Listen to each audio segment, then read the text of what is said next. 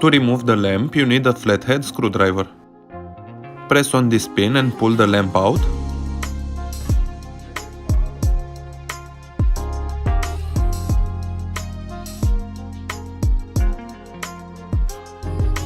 Disconnect the plug by pressing this safety pin.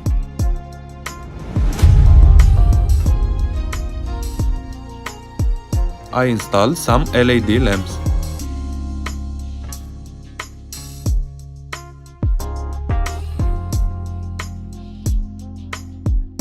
Reconnect the plug and press it until it clicks.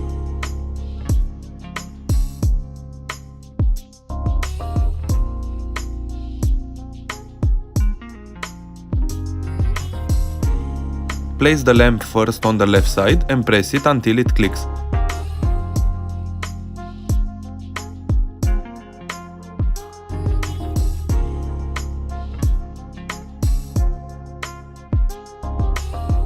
Thank you for watching.